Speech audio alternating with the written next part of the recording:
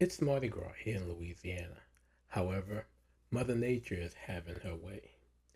So, I guess it's time to read some comics. It's time for another episode of the Comic Bin Comic Book Podcast. It's time for the Comic Bin Comic Book Podcast. The podcast you look forward to for all of your news and reviews of the best comic books hitting stands.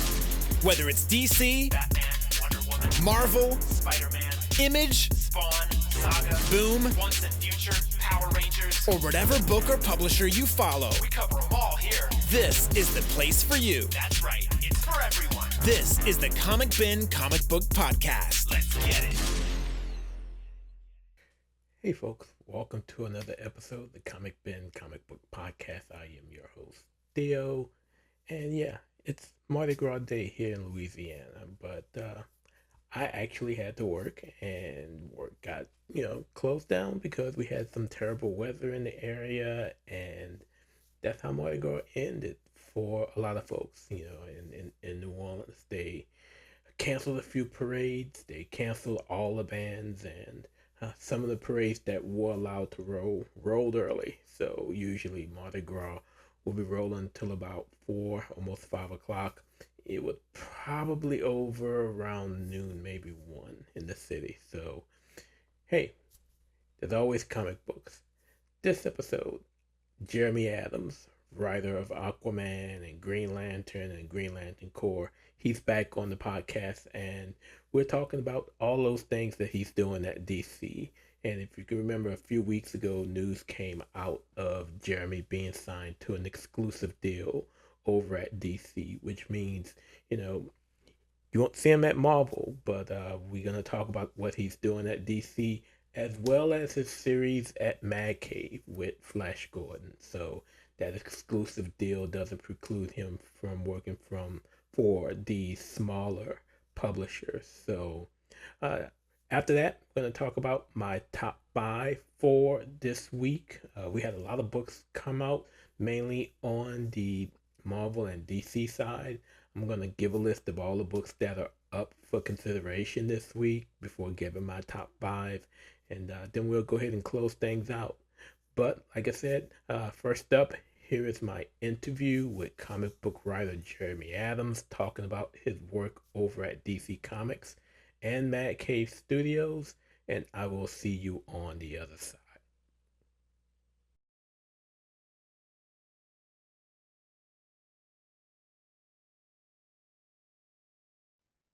Hey folks, it's Theo. I am sitting here with the great Jeremy Adams. Jeremy, welcome back to the Comic Bin Comic Book Podcast. How are you? I'm doing good. It's good to see you. Good to see you too. So last time you and I spoke, we were talking almost exclusively about Aquaman. Yeah. But since then, there's been a lot of news that we're going to get into. But first, you're on the West Coast in California. So how are things out there? I know you were dealing when we met in New Orleans, you were dealing with issues with the fire. How are Yeah. things going? Yeah, it was funny when I saw you in New Orleans, I had just landed there for a convention and an arsonist had started a fire like 2 miles from my house while all of the Palisades was all messed up. And so that was a little high stress for my family, but everything's okay. I mean, the rebuilding's going to take forever. We know way too many people that lost everything. So just trying to find places that we can help where we can and but you just move along and I'm moving along, digging into comics. As you know, I got this exclusive contract with DC and that's exciting and yeah, just doing everything 8-year-old Jeremy's dreamed of doing. Yeah, so since all those events, because while you were in New Orleans, it was freezing and it was raining, so it was just bad stuff going on all over. But luckily, you got in New Orleans when you did, because a few weeks after that, we got 10 inches of snow. No, I So, saw that. Crazy. so it was crazy times. But since then, we got the news. Jeremy Adams is now exclusive to DC Comics. So I don't want to talk about negotiations and things like that, but when the approach came, what was your reaction? I I felt very humbled. It felt like oh, I'm actually a comic writer now. Like, that's what it felt like. even though I've only been writing comics for a few years. I've loved comics my entire life. I've been, mostly screenwriting. So to get that kind of like offer just felt like, oh, I felt like part of the club a little bit, even if I'm not. So it was really gratifying, very humbling. Feel very blessed by it, and now I just feel like I want to make it worth their while, you know. So I didn't ask this question the last time we talked, and there's the storm. Yes, it's storming here in New Orleans, in the New Orleans area on Mardi Gras. So yeah, that's why you see no beads around here. Um, so I didn't get a chance to ask the last time we talked, but how was the transition coming from Hollywood as a screenwriter into comic books? And I've asked this question of others who've kind of had that a similar journey. How was the transition? Was it difficult for you, or was it pretty easy, especially knowing how screenwriting and comic scripts kind of have somewhat of a similar format?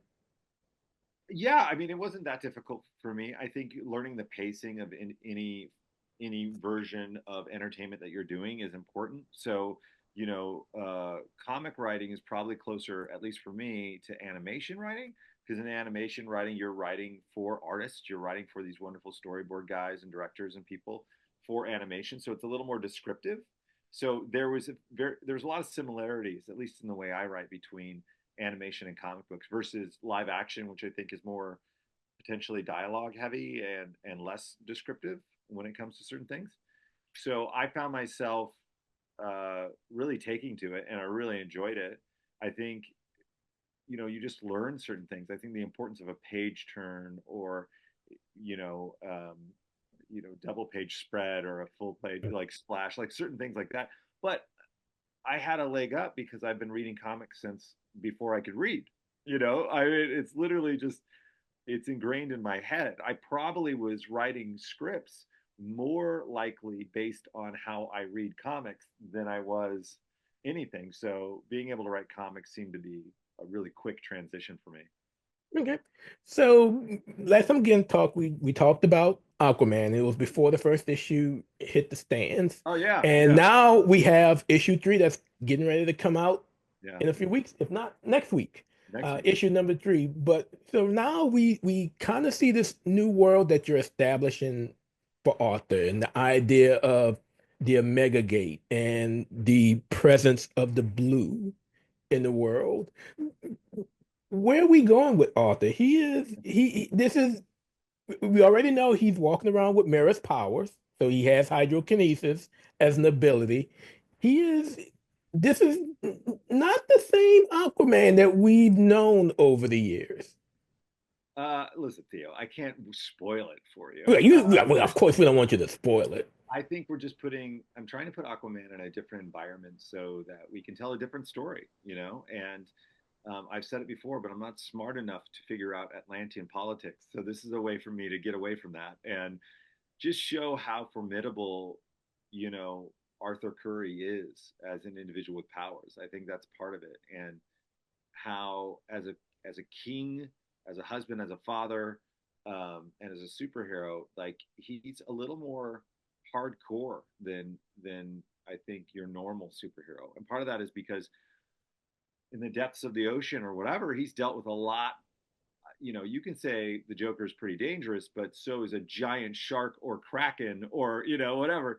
So I feel like he has to deal with a lot more, and he has to be a little more abrupt with it as a king of a empire in a way. He has to make some tough decisions, and now his family has disappeared. His wife has disappeared, and so therefore he's going to do whatever he can to get it back, and there's a great big force trying to stop him from doing it. So it maybe it's a little more violent, maybe it's a little darker, or a little more bloody, but it's kind of fun because I'm enjoying this kind of like turn of Aquaman as Conan the Barbarian a little bit. Yeah, and it's always interesting for someone like Aquaman, or if we're talking about the Marvel Universe with Namor, how heavy their crown is compared to anyone else, because their kingdom is two-thirds of the planet, Right. that they have watch over. So yeah, he is going through some stuff. Yeah. But in the other part of the universe, we have Green Lantern, and not just Green Lantern that you've been doing for a few years, but now we have the Green Lantern Corps as well. So now you get your hands on all of them. How fun is that? It's super fun. And Green Lantern Corps, writing it with Morgan Hampton is really fun. Fernando Pasteran's an artist who, you know, I've worked with him so long, and Eau Claire, who's doing inks. Like, they're just such incredible artists. So being able to do all that has been amazing. But it helps also to have Morgan there to be able to us to just jam on some ideas, and we get a little more spotlight time for individual lanterns, which I'm really having fun with. And it's been a blast. It really has. So I've never asked this question because usually when I'm speaking with a writer, they're usually writing a title on their own. But how does the workflow go when there are co-writers on a title? How does that typically work? A lot of times, at least with Morgan and I think we've fallen into a rhythm of like getting in the same room and breaking like a television show. We'll like, okay, these are the stories. Let's break it down to like, okay, this page is going to be this page is going to be this, et cetera, et cetera. And then we'll go, okay, you do this, write this, I'll write this, then we'll switch and kind of talk over it. And so, after a while, we both go over everything we've done. So at the end of the day, it's everything's done by each other. But the most important critical part is being able to work together to break the story and figure out the story. And so in Green Lantern Corps, and in a way in Green Lantern as well, the emotional spectrum is shattered. And Yeah, we see all these outbursts of the emotional spectrum. And the concept of how to get control is really interesting considering there's only one battery that's right. out there right now. There's the green battery.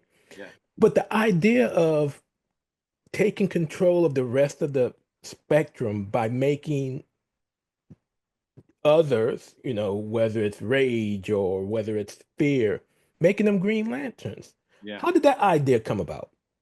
Well, it's always been part of when I read Green Lantern. I never thought of willpower as an emotion, and it's not really an emotion, at least in our world. Willpower is the thing that controls emotion. Willpower is the thing that causes me not to be as greedy. It's the thing that helps me, love when I don't want to love. It's the thing that helps me have more compassion or to quell my rage. And so I always thought of willpower as the governing principle over emotion, and it's the anchor that can pull those emotions back. And if people that are exposed to this fractured spectrum start you know manifesting it, if they have enough willpower to control it, then they might be appropriate for the Green Lantern Corps. And it's a little departure from what it was normally. You'd get like an AI controlled ring dropping at your doorstep and telling you, hey, you have this ability. This is more of like, it's back in the old West where somebody would come into town and deputize somebody, they thought was worthy to take care of the town. So there's a little oversight because our Green Lanterns are doing it, but we're also seeing people that are capable of great will. Because in order to control such massive manifestations of emotion, you have to have willpower. And I see it with my kids that, they'll be really upset. And only when they can get control of themselves, and that always feels like a big display of willpower, does things start getting even and work out. So that's kind of where the thought came from. It's like willpower being in the center, the anchoring principle of all these emotional powers. So we see at the end of John's mission, Yes. we see at the end, he's been asked to go on another, Yeah. personally asked for, Yeah. and we see the world of Justice League Unlimited Right. brought into the pages of comic books with the return of his old boo, Yeah. Guy Harry. Yeah. Who came up with that idea? Was that you or was that Morgan? I believe it was me. I'm pretty sure because obviously Morgan and I are both fans of Justice League Unlimited, and I've seen some consternation from people that are like, "Hey, what are you doing? The Hawks are together," and you'll have to read it. But I also feel like you know there's an element of like when you see somebody that you had a prior attraction to, a relationship to, it's a little weird. you know that doesn't mean that something's going to happen. It just means that we're touching that electricity a little bit to see what's what. The reality is that after the events of the Civil War, Thanagar has been devastated and destroyed. There's only like 1,000 Thanagarians left, and they're living on Rand. And so, having us return to Thanagar and kind of see what's going on is a big part of the next couple of issues. And it's it's directly dovetailing off of that stuff. So having her there seemed appropriate. Besides, I think Hawkman is in hell in the JSA. So, Right. it's also part of my goal as a writer at DC is I love bringing in other characters into my books. I do it all the time. And I think that everybody should do it. I think that the toy box for the DC universe is massive. And as long as nobody's using a character, I'm 100% like, hey, can I use this character? Hey, can I use this character? So I think it's great. Fernando Pasarin did an incredibly cool redesign for her, and she's really fun to write. And I think it's going to be really fun to see the next two issues with her. Yeah, I will definitely agree about the redesign Yeah, that she has because again, if you don't know the Justice League Unlimited history and you get to yeah, that page, you're like, okay. But when yeah. you see John say, please, not who I think it is, and then all of a sudden we get them Well, and it's also because John is he's in a weird place as a yes. character. He in Jeff Thorne's run, he became this kind of like godlike entity that like split himself in two, and then in Philip's run, he made a construct version of his dead sister, and his ring is imbued with the soul of his mom. Like there's intense stuff happening, There's a lot of consciousness going on around him. yeah. And so having also somebody that you have history with, whether it's explicit or not, is a great way to kind of scratch at the surface and start. What I think Morgan and I are going to do is talk more about all that stuff that's happening to John, and this is a great way to kind of like slightly start opening that line of storytelling. Okay, so without spoiling, Yeah. can can fans expect more returns of other Spectrum lanterns to don the green at some point? Whether or not they don the green, there's going to be both fractured spectrum lanterns that will appear. There will be familiar faces that will show up as Green Lanterns, and also familiar faces that were former other lanterns. So that's all I can really say. Right. Uh, Can we see more? Will we see more of Carol? Because right now she's really doing yeah, a lot with yeah, Justice probably League. more in the Green Lantern book than the Green Lantern Corps book. And then by issue about 25, both Green Lantern Corps will be inextricably linked for a few issues as we kind of roll into the Starbreaker saga thing that we're doing, and the sorrow and all of that is going to come to a head. And Morgan and I are really excited about what that means for the Green Lantern universe. I'm just happy that I can see my boy Guy on a Yeah, monthly totally. on a monthly basis. And I remember when we did Rapid Fire last time, he was Yeah. your lantern too. Oh, he's my Yes. favorite, and we've got a couple of issues coming up where one of the main stories in the GLC is Guy, and it's just exactly it's so Guy. It's just so I'm like, oh, I love this guy so Yeah, much. I love him. and because I remember in reading Fracture Spectrum, the one shot. If you haven't read it, you need to go out and get it. We get this idea, we get this guy who isn't he's he's a smartass, but he's a smartass who's kind of taken a different approach. He didn't stole the Book of Or. Right. He didn't remember, he didn't memorize a copy of it in his Yeah. head so that, now it's been stolen again. And he's more of a central figure now than previous iterations because the knowledge that's in that book, he, other than Sorrow, who stole it Yeah. and who has the eye, he's the only one that has the knowledge. So it's good for me as a Guy fan, to know he has a really prominent role Yeah. with the core. Yeah. And he's more important than what one should expect. Yeah. listen, any chance I can write Guy, I'm gonna write Guy. I love Guy. Yeah, I love Guy too. And I'm happy also in Jessica's role as Yeah, captain of the Corps. yeah, Because again, she's had a journey as well, whether she's yeah, dealing with her anxiety or being a member of the Yellow Lanterns. She's been on a roller coaster of her yeah, own. So yeah. And then that's part of the reason that we put I put her in this kind of leadership role is she's showed a lot of maturation as a character, and I thought this was kind of the next logical step. She bears the weight of responsibility, and she's always dealing with anxiety and depression, but that's a part of everybody's life, and I think she's just getting a bigger capacity for what she can or can't do. So it's really fun to put her in. It's really fun in the GLC book to be able to put spotlights on people. And we try to do those in big chunks. So, we're going to get John, in the first couple, and in the B plot, you'll get Razor and Kilowog. And then, we'll go to Guy and Simon and Kelly. And we have something with Joe and Jess in the works. So it's really fun to be able to like jump around a little bit and kind of just focus in on some of these Earth Lanterns. And then in the Green Lantern book, it's mostly Hal, but the B plots are with Kyle and Superboy and Odyssey, and yeah, we have another character joining that little cast here. the Time Pirate. Yeah, yeah, yeah. Yeah, that was a really fun issue with those three.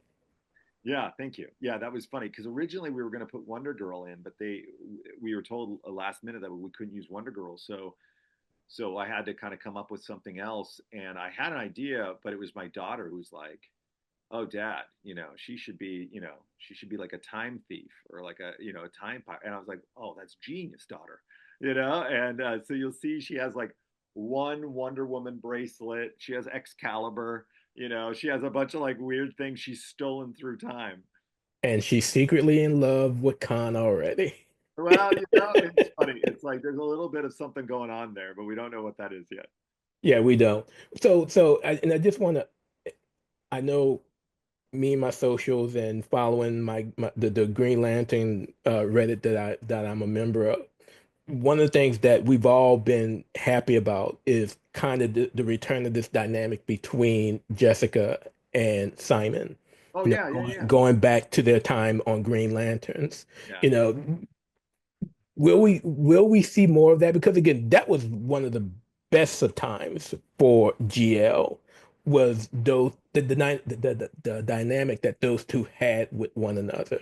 Again, there was never anything romantic. It was just Right. like they were just two peas in a pod. They were yin and yang.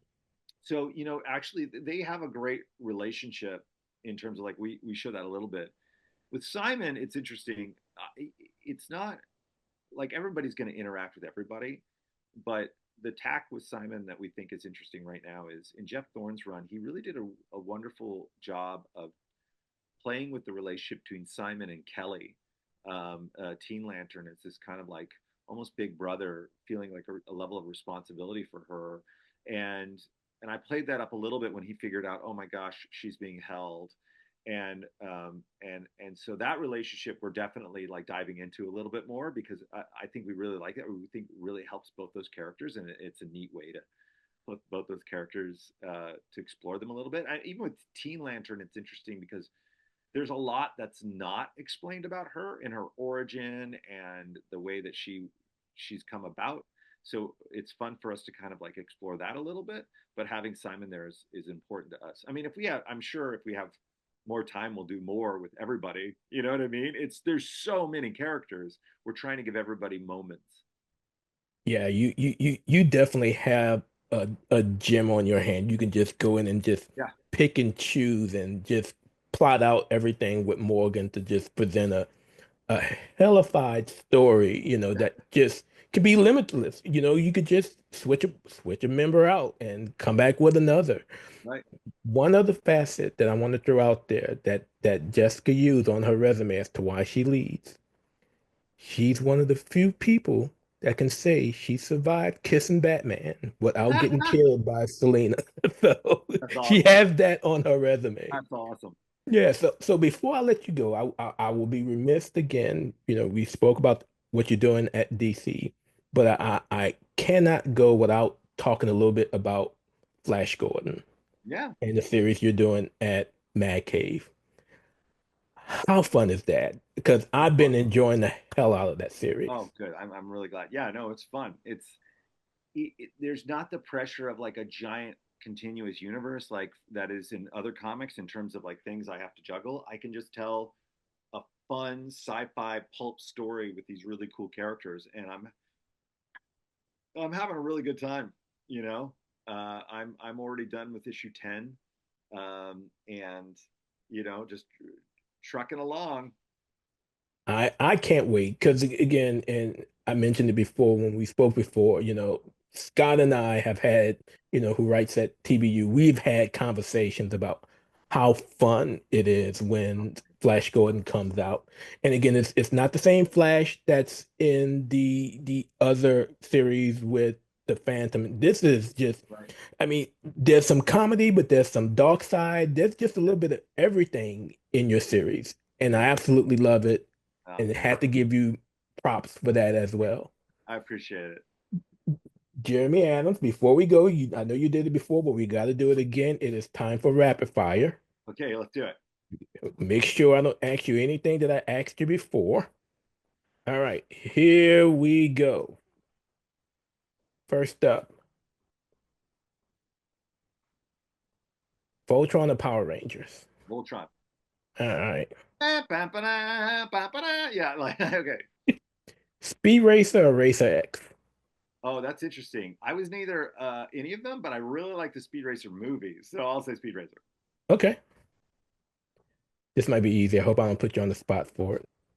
Flash Gordon or Buck Rogers? Oh, dude, that's jacked up. Okay, so listen, Gil Gerard, Buck Rogers was a huge show for me growing up with Twiggy and oh my gosh, who's the girl? And yeah, I so listen, I'm giving the edge to Buck Rogers. I can hear the theme song in my head. The year was 1984, and like, but it's specifically to that TV series, especially when Hawk showed up. Yeah. Oh my gosh, yeah, yeah, yeah. Yeah, we're telling our age, everybody. I So, know, I know, I know. It's terrible. Oh, hey, but I love Flash Gordon, but there's like a nostalgia itch for Buck Rogers. all right, we got two more. She-Hulk or Wonder Woman? Wonder Woman, Okay. G.I. Joe or Cobra? GI Joe. I Okay. was a I have a Quick Kick action figure over here. I love Quick Kick, All right. and the ninja stuff is rad. So good. So I can't ask you the typical last one because your vote don't change between JLU and the animated series. Right. So last one. Ready? Yeah, I'm ready.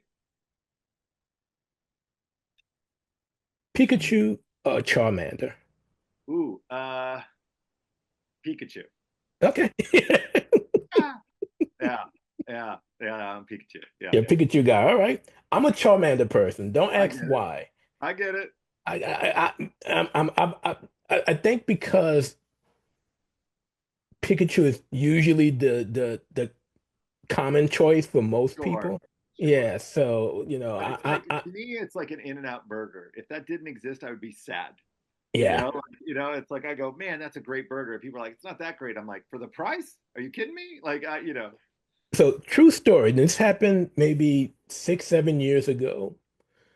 Someone built a Pikachu statue out of nowhere in New yeah. Orleans All right, and put it in one of our parks in the city. yeah, And the city eventually came and took it down. And very cool. when I tell you, and it may have happened right around the time Pokemon Go first came out, Oh, but man, when they took that statue down, people were furious. I bet.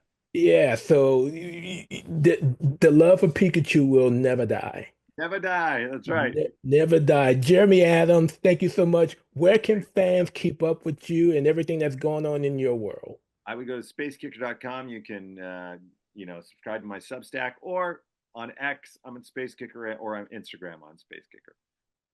Jeremy Adams, thank you again for joining me on the Comic Bin Comic Book Podcast. Truly appreciate it. I appreciate it.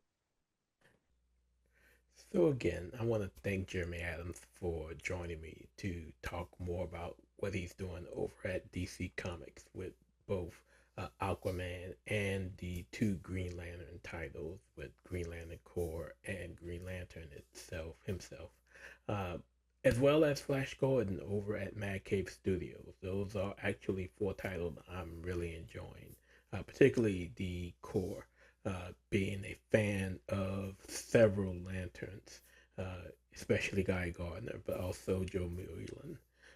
So I'm happy to see all of those guys get some page time and hope to see them get some more in the future as this series goes on. But with that being said, let's talk about my best titles for this week. There were 11 titles in contention this week, and I'm going to admit a few of them normally would not have been in contention at all. However, uh, this month began the X-Man Hunt mini event over at Marvel Comics, where Charles Xavier has escaped from the Graymalkin prison, and so there's a manhunt out for him. And that manhunt takes place over several of the X books. Over, I'm assuming it's all of this month, but the first three parts of X Manhunt all came out this week. Part one is Uncanny X-Men from Gail Simone and Javier Garron. Part two is in Nyx, number 9 from Jackson Lanzing, Colin Kelly with art from Francisco Molarino. And then part three is in Storm, number 6. Storm is a series that I normally would be reading, but Storm number 6 is part 3 of X Manhunt, and that's from Merwa Ayodele with art from Luciano Vecchio. Now, also at Marvel, we have The Ultimates number 10 from Dennis Camp and Juan Frigeri. If you can remember last issue, Tony woke up. He was in that catatonic state in suspension, and we saw as the page, that last page came up with he and She-Hulk. Tony finally woke up. So we're gonna see how that plays out, if it makes it into my top 5. And then also at Marvel, Moon Knight Fist of Khonshu number 6 from Jed McKay with art from Domenico Carbone. Mark got his ass handed to him in the last issue by an Asgardian, so we get the aftermath of that. Now, moving on over to DC Comics, we have Batgirl number 5 from Tate Brownville with art from Takeshi Miyazawa. Cass is in pursuit of her mom, who was taken by the Unburied, and so we're gonna see where that goes. And then also at DC Comics, we have Birds of Prey number 19 from Kelly Thompson with art from Juan Cabal. And also we have JSA number 5 from Jeff Lemire with art from Diego Olategui. I hope I'm pronouncing that last name correctly. But if we can remember last issue, it focused on Dr. Midnight, and she got her butt handed to her.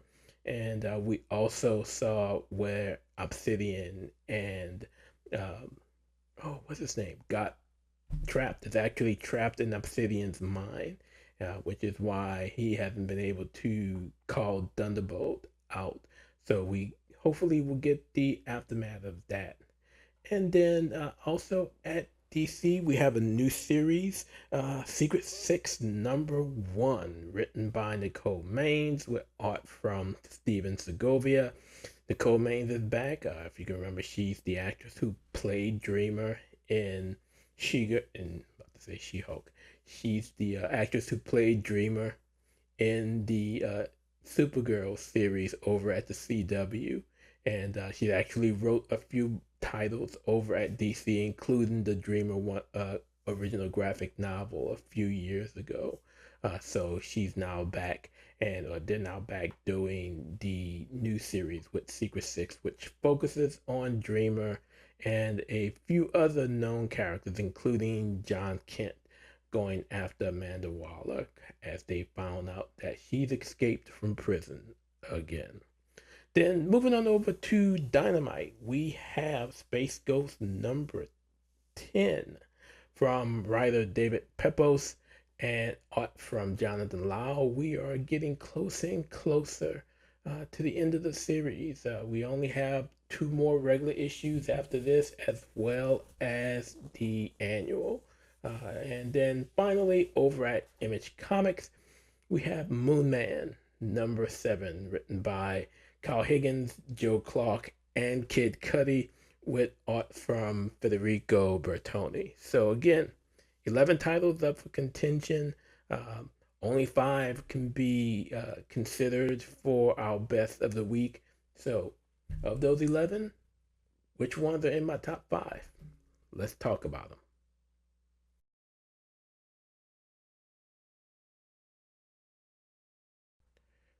Okay, here we go.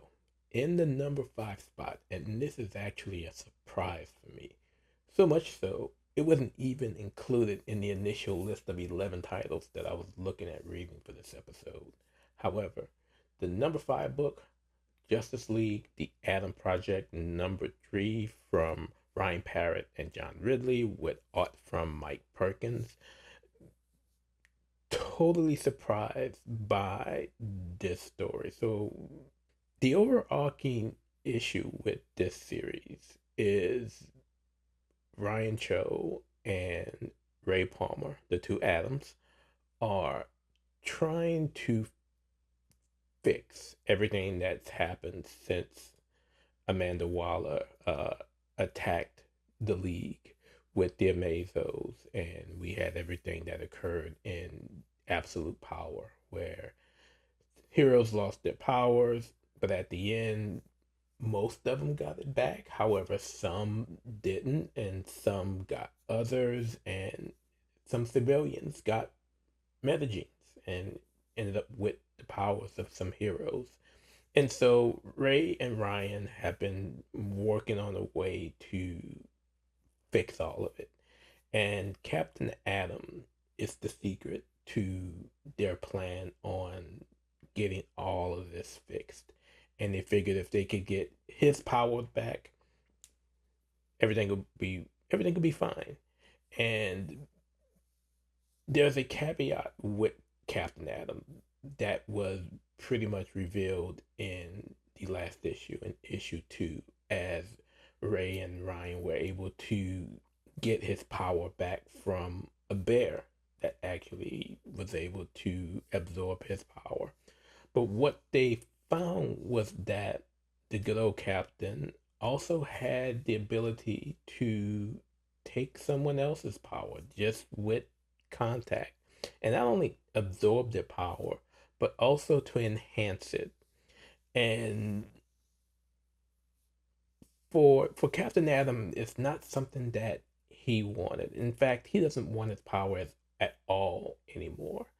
And so he secretly has been going back to one of the individuals who seemed to have been involved in the original Captain Atom project, the project that gave him his powers.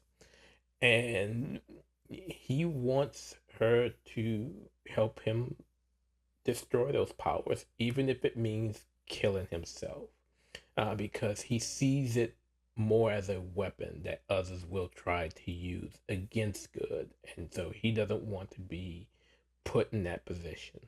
And so once he was able to get his powers back, he went to try to get him destroyed. Well, Ray and Ryan figures out that he has something else going on, and in this issue, they're hopping back and forth with a lot of past scenes where they are working on helping Captain Atom, as well as working on helping some of the other metahumans get their power back, and it goes awry for some reason. But in the end, Ryan, he understands what Captain Atom is going through, where his thought processes are, and how he doesn't want the powers that he's obtained. Not only his powers as Captain Atom, but also the ability to absorb and enhance messaging abilities. He doesn't want that to get out, and Ryan understands that, and he's all for helping him destroy that to keep it from falling into other hands. uh, but there is another player in this game, and that is the U.S. military, and they send someone after Captain Atom after they see that Ryan and Ray are still, not successful in curtailing everything that Captain Atom has been going through, especially with the ability to absorb and interact with other metagene abilities. And so they send Major Force after Captain Atom. And if you can remember, Major Force was the second participant in the Atom Project back in the day, the same project that created Captain Atom. And that's how that issue ended. I was really, really surprised by how good this issue was. I was not expecting it to go the way that it did. But again, really surprised, really pleased with how it turned out. I was somewhat beginning to sour on this series. This issue brought me back, and I truly enjoyed it. Now, let me also talk about the art from Mike Perkins. Um, if you can remember First Night, the series from Dan Jurgens that was out, I want to say early 2024, Mike Perkins was on the art for that series as well. Mike Perkins' art was the best thing about that series. I truly enjoyed it in that. I truly enjoyed here. It's been absolutely great.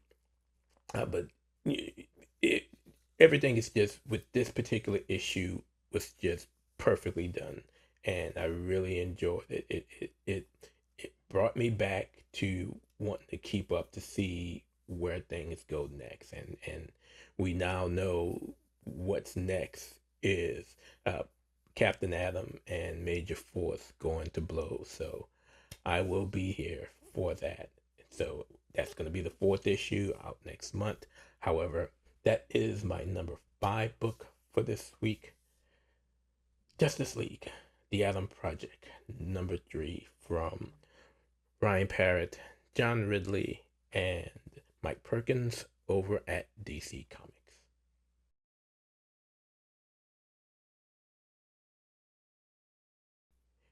In the number 4 spot, Birds of Prey number 19, written by Kelly Thompson with art from Juan Cabal. The second part of the little mini arc that focuses on 2 different stories. In the first story, we have Sin and Dinah having their little sisters' night out at the cabin, which is actually a trap that's being set for these ninjas that are looking to take Sin, not necessarily for Sin, but for the demon Megara that is within her. And the birds know about this, and so Babs and Dinah and Sin set this trap by them having their sister's night out at this cabin in the woods. And then the second part focuses on Bada and Cass as they are helping John Constantine with this demon that needs to cross over to the other side, more or less. They're currently in this area between the afterlife and our world that's called the Seam. And right now, the demon is inside of John Constantine. John has possessed himself willfully with this demon and has it trapped within him until he's able to bring it to the other side. But the funny thing is that he basically has it trapped with basically a rope that's tied around his hands. And this demon that has possessed John is really doing all that it can to get himself free so that he can not be sent back. that is the funniest part of this issue, and it's the part of the issue that I absolutely loved. Uh, Not to take anything away from the story with Dinah and Sin, because there's something interesting going on there as well that we see as we get to the end of the issue. But I mentioned last time when I spoke about issue 18 of Birds of Prey of how much I love the interaction and the connection between Cass and with Barda. Those two together just seem to be a perfect pairing. And I'll say it again, if Birds of Prey ever come to an end, I would love to see a team up book with Cass and with Barda. And you could probably throw in Steph as well and make it a trio. But the the dynamic between Cass and with Barda is just so fun to watch. They're the best two parts of this team right now, just because of how they interact with one another, and we see it again here. But the funniest part again was this demon as he was trying to, as it was trying to talk Cass into releasing it from John so that it can go on its way. But of course, they have the orders that, no matter what happens, they are not to listen to John and to allow, basically bring that demon back to the other side so that John can release it there. And while Barda is fighting all of these golems that are also after this demon, you know, the demon is steady just trying to coax Cass into letting it go. And the dialogue between those two, and Cass is just being Cass, of course, but the dialogue with this demon just had me bawling laughing with how he's just calling Cass a brat. You're like, I can't believe I got the one brat who doesn't want anything, because he's just trying to bribe her into letting it go, and nothing is working. I mean, at one point, it even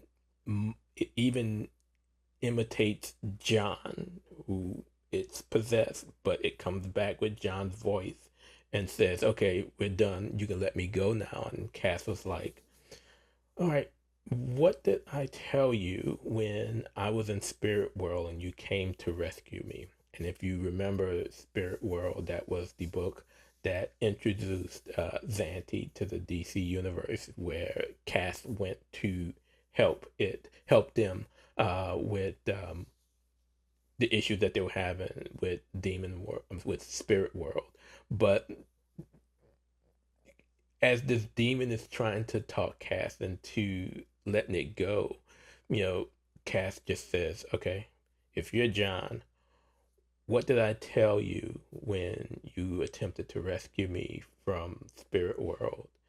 And this demon just blows up because nothing is working. Cass is a true soldier to the end.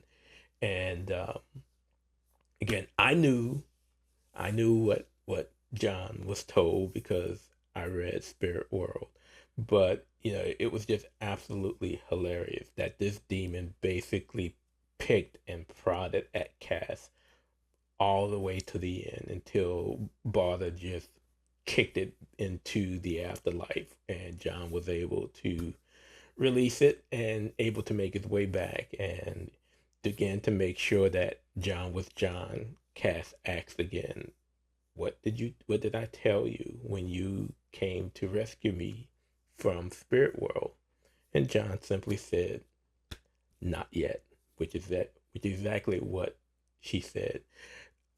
That dynamic with Cass and Barda, I can just read, just pumping in my veins on a daily basis with Cass and Barda. I just love it.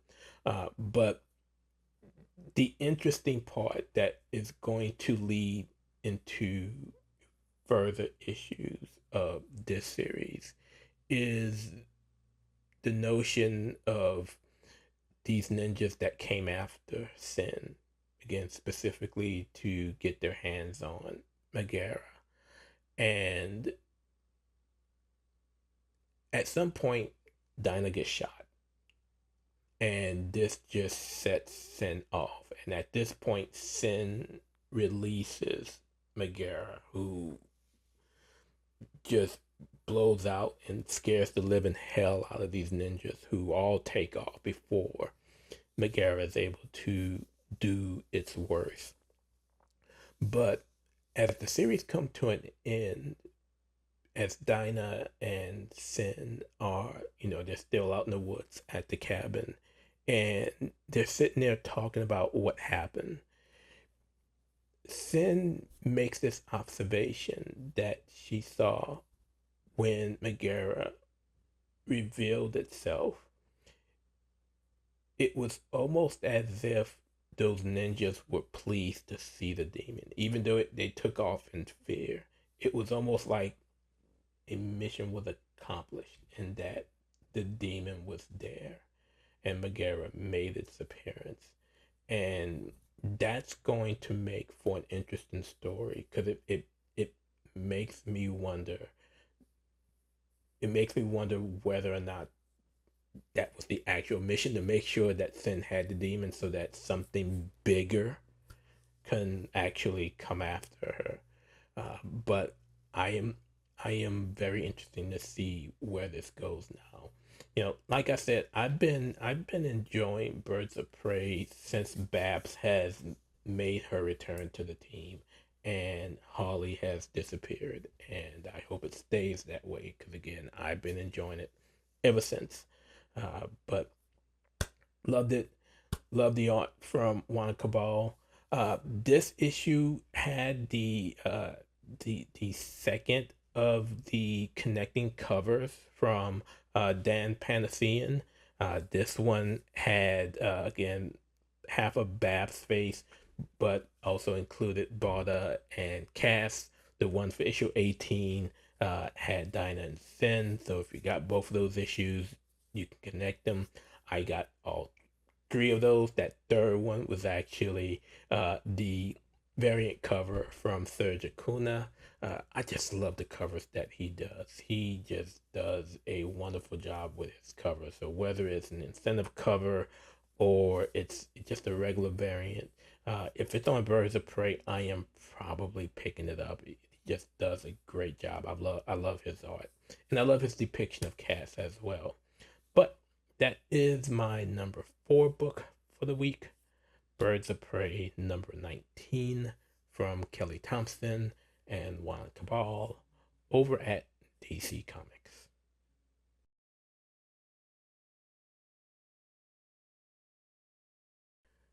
All right, in the number 3 spot, The Ultimates number 10, written by Dennis Camp with art from Ron Frigeri over at Marvel Comics. So, 2 reasons why this book is so high. 1, Adolf Hitler gets killed, and I absolutely love the way that they present it here in the Ultimate Universe, with Jim Hammond, the Human Torch, basically finding Hitler and burning him alive. Whereas, of course, as history tells us, Hitler killed himself, but not according to Jim Hammond. And it's also interesting in how, one of the things that keeps him going is that most of his memories had to be erased. However, the one piece of his memory that he keeps, no matter what, is the vision of him burning Adolf Hitler alive. So down goes the Nazis. That's always good for points with me. The second piece is what happens at the end, as we get another shock from Dennis Camp in his writing of this series. So we're introduced to the Red Skulls, and just like in 616, Red Skull was a Nazi. This Red Skulls group is a neo-Nazi cult, more or less, that are basically fighting against fighting against the powers that be. And the current leader of the Red Skulls, when confronting Cap, was like, "Hey, you and I on the same side. We're both fighting against the same thing." And so, you know, just the usual propaganda that you would see in neo Nazis like that. But the other thing that made this hit as high as it did, getting into the number three spot, was at the ending. Uh, you know, Jim Hammond is trying to recognize who the leader, the current Red Skull, is. And because his memories have all been wiped, he cannot remember. But there's some back and forth fighting going on between particularly Cap and Red Skull. Um, Jim is able to see the eyes of Red Skull as the blast that ricocheted off of Cap's shield goes back and strikes Red Skull in its helmet. But after the battle is over, Jim is sitting there and just still trying to recollect and try to remember, you know, what sound and what looked so familiar about what he saw and heard in that confrontation. And then he figures it out. And that is that Red Skull in this world is none other than Bucky Barnes. And uh, mind blown again with this new history, or this new world history of Marvel in the Ultimate Universe. If we were to get the Winter Soldier, hey, that's fine. But to know that Red Skull, the leader, is Cap's best friend, uh, yeah, that's gonna blow stuff out of the water once Steve figures it out, or it's revealed to him as well. So that's going to be interesting. Of course, as always, when we're looking at the world of the Ultimate Universe, we get other reveals. So, we got the other with U.S. Agent uh, being in this one, also as a member of the Red Skulls, John Walker. So, yeah, just a great story. Dennis Camp has been hitting it out the park for the entirety of this run thus far. But this one was really fun. This reveal with Bucky was really not expected.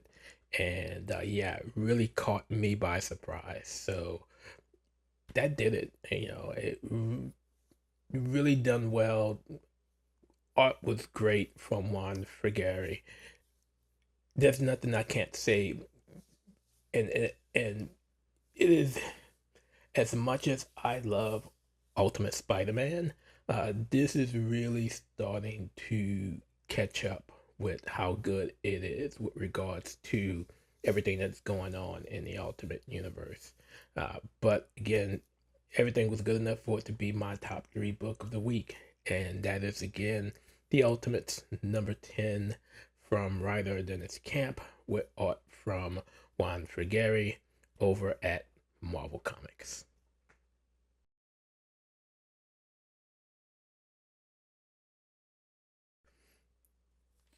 So I really went back and forth between my top book for the week and the book that sits in the number two spot. They were both great stories for different reasons, really.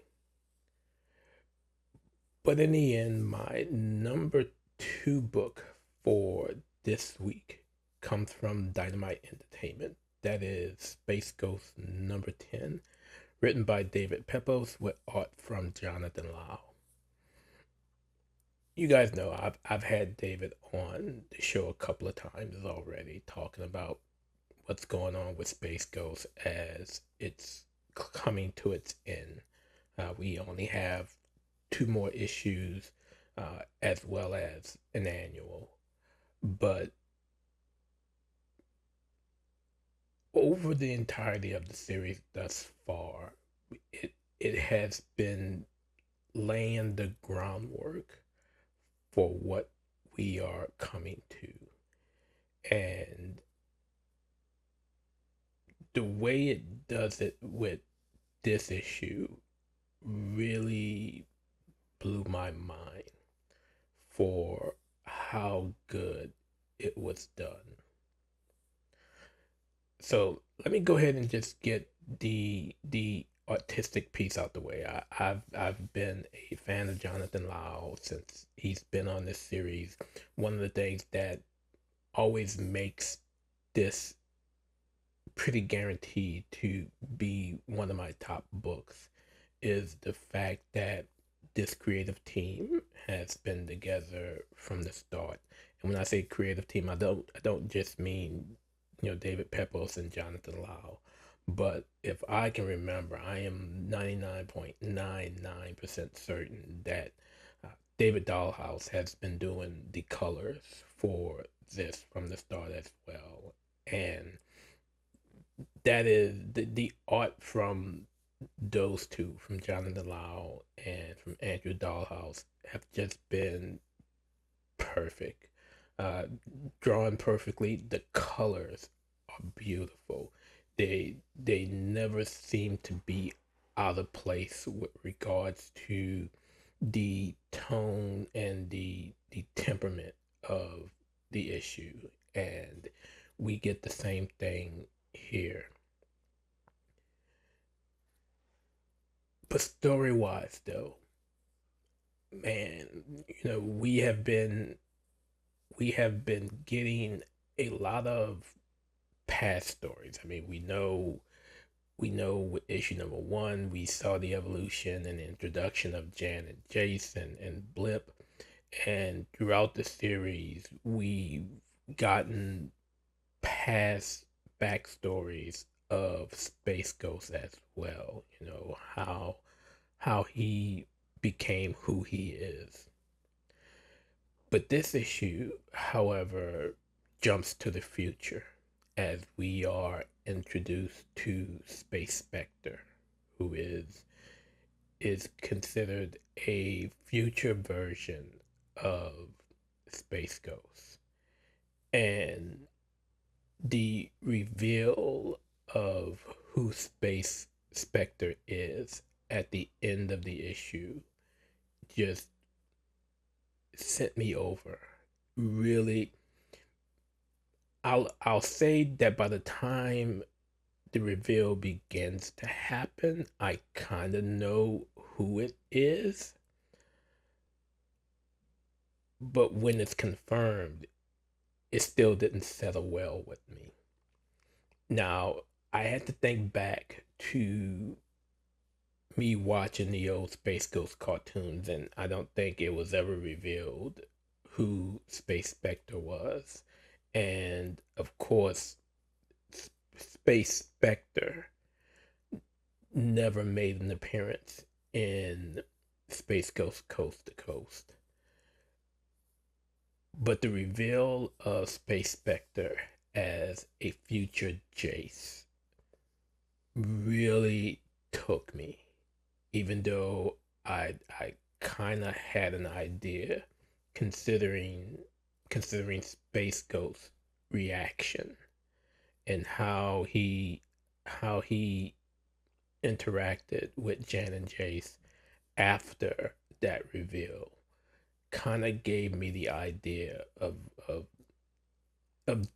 it not being an older Space Ghost, but it being Jace who wore the mask. And the idea of why Jace came back to prevent the future to come was just great. And what it does is it really is gonna highlight just how menacing these final two issues could possibly be. So if you grew up watching the cartoons like me, while there was a lot of sinister bad guys in Space Ghost. And I'm speaking of Brack and Zorak and all the other members who would eventually become the Council of Doom. We've seen in David Pepos's world of Space Ghost a far dark group of villains, and how they're presented. But nothing makes it more terrifying as a reader, if you're reading this and not knowing the history. Nothing makes it more terrifying than knowing that the Council of Doom is so bad that it would lead Jace to having to come back into the past in the hopes of preventing them from coming together. Now, ultimately, he fails in that mission because he goes to save his sister, who's fallen to her death. But as he is being as he's being swept back to his own time, the the warnings that he has given Jan, that the Council of Doom is coming, to beware of them, really tells you how menacing these guys are going to be. And so that is these final two issues, and I don't know what the annual will look like. I don't know if it's gonna close things out or not, but for certain, it makes me really, really anxious to see just how menacing and how terrifying the Council of Doom will be. We've already seen what the likes of Brack and Zorak were able to do on their own, but what happens when they come together? And so we'll be seeing that over the course of these final issues. Uh, yeah, and I'm here for it. I've been talking to David. He's definitely coming back on the show. So we're going to talk more about that. But he's busy. He's doing a lot of stuff. Of course, he's doing the cable miniseries over at Marvel. He's getting ready for Speed Racer over at Mad Cave Studios. He's just doing a lot, and he's also doing another series that he's getting ready to bring back to Dynamite as well. So, with Captain Planet. And that's just, he's a busy guy. So, but he and I are going to get together. We may get together and talk things over at San Diego Comic Con as well.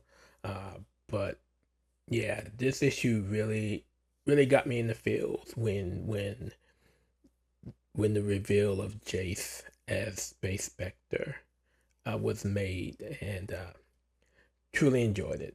Truly enjoyed it. Wasn't expected as the final few pages of the story, with the final page showing that Zorak has made his way back.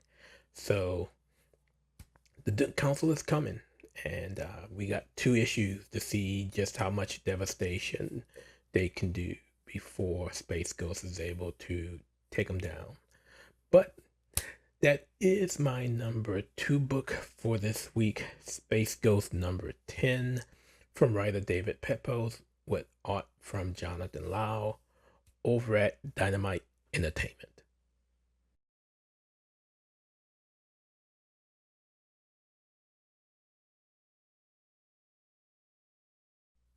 So, we have reached the end of the line.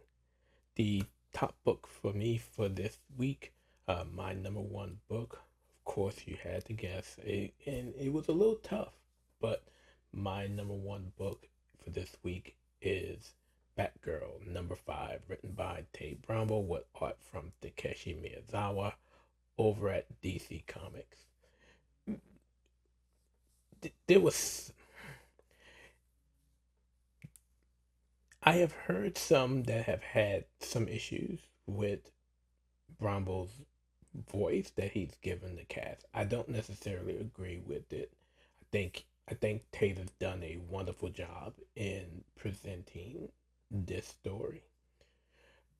But what made this what made this issue really good, what made it really awesome was two things. One, we see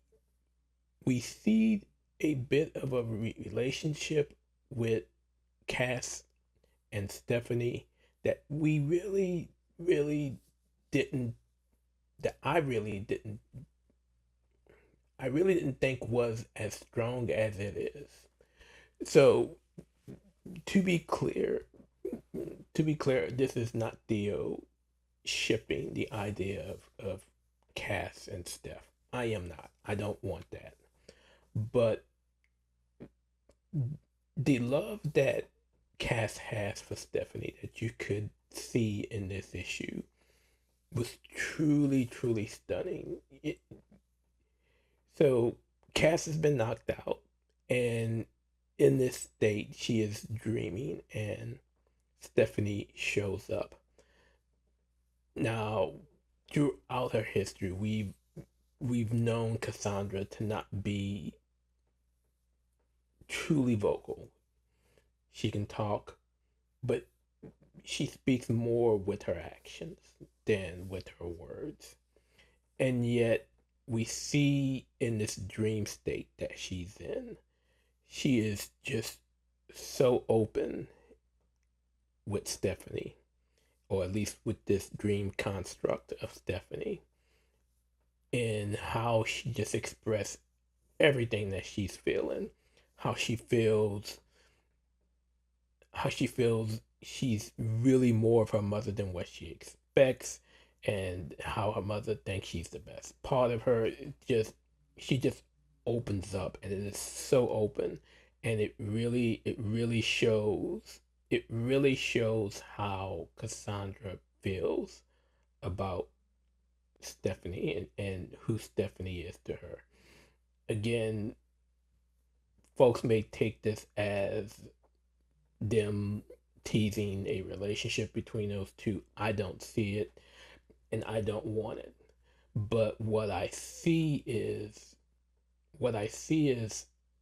Cass caring and trusting Stephanie so much that she can just open up everything to her as her best friend. And I love that. I absolutely love that. The other thing that really made me smile was how in this conversation, not only with Dream Steph, but also Dream Shiva and everyone else, you even saw a construct of Cass's father, David Kane. You see Tate Brombo rely and go back to a lot of Cassandra Cain's history, going all the way back to her first Batgirl series. And I love that. Now, of course, there were bits and pieces of her time as Orphan as well. And of course, I hate that name, Orphan. That was a terrible moniker that DC gave her. But this was just a great story. And if there was ever any concern about who this Cassandra Cain is, this issue brought it all back home to say this is the Cassandra that I know I've loved, going all the way back to No Man's Land. And I just absolutely enjoyed every bit of it. And so as the dream ends with Steph telling Cass, okay, well, I'm out. It's time for you to wake up. And we see Cass hanging upside down next to her mother, who's trying to wake her up to tell her, hey, you know, these villains aren't going to defeat themselves. It's time for you to wake up and do what we need to do. It was just a great sequence. We had We had some action in the beginning as Cassandra made her way through this this this haven for the unburied, which it really would really looked like a community. You saw kids playing and being cared for by their mothers. It was really an interesting piece before you see Cassandra begin to fight some of the members of the unburied before she's taken out. But I absolutely loved this issue. I know Donovan on the Batman universe gave it a 4.5. I would probably go a little higher than that myself. It was really closer to a 5 for me than a 4.5. But I just loved everything about it, from the writing to the art to the covers. Um, David Talaski's art with Cassandra being amidst the blue flowers of the unburied is really beautiful. The variant cover from David, I want to say it's Kevin Wada, just shows how badass Cassandra is, standing there with her fist clutched and beating her hand like she's ready for a fight. And I'm just loving this series right now. I love everything about it. Just having Cassandra be the focus of her own series again is enough for me, and I don't want that to end. But just absolutely loved it. So much so, again, like I said, I struggled a little bit. I didn't think I would struggle between Batgirl and Space Ghost being my favorite book for the week, but I did. But yeah, the voice and the reliance on Cassandra's history and us seeing those backstories, again, going all the way back to her first solo series, was enough for me, and enough to put it over the top to be my top book. And that is, again, Batgirl #5 from writer Tate Bromble with art from Takeshi Miyazawa over at DC Comics. And so, there you have it. My top 5 books for the week: Justice League The Atom Project, Birds of Prey, The Ultimates, Space Ghost, and Batgirl. That does it for this week's episode. Next time, if everything comes out as expected, there are about 20 books that I have lined up that I am looking at reading. Now, a lot of that is going to depend on whether or not the issues with Diamond that's been impacting a lot of the smaller publishers is resolved, and we get those books to come out, but I'm not sure if we will. But at a minimum, I know that the books from DC Comics and Marvel will be out. But let me just highlight some of the titles that I am going to be looking at for next week. So over at DC Comics, we have Absolute Superman #5, Aquaman #3, Green Lantern Corps #2, and Black Lightning #5. Over at Marvel, I'll be taking a look at all new Venom #4, as well as West Coast Avengers #5. Then over at Image Comics, both from the Skybound imprint, Transformers #18, as well as Boy Rivals #17. And then finally over at Mad Cave Studios, hopefully this will be out next week, and that's Gotcha Man, Only One Earth #2 from Tommy Lee Edwards, and then Flash Gordon #7 from Jeremy Adams. But again, that does it for this episode. I truly enjoyed it. Want to thank Jeremy Adams for sitting with me again. But until next time, keep reading those comics. I'll see you next week. That is going to do it for this episode of the Comic Ben Comic Book Podcast. I'd like to thank you all for your continued support of the program. The Comic Ben Podcast, as well as the Comic Book Spot, are a part of the Comic Book Source family of sites and media. You can follow the podcast on Twitter X at comic_Ben, or my personal account at BatmanFan_4Life. You can also find us on Facebook Instagram, Blue Sky, and Threads. We're all over social media. You can also follow our sister site over at thebatmanuniverse.net for all of your news and reviews in the world of Batman. Tune in next time as we give you more in the world of comic books. Again, we truly appreciate your support. But until we meet again next time, keep reading those comics.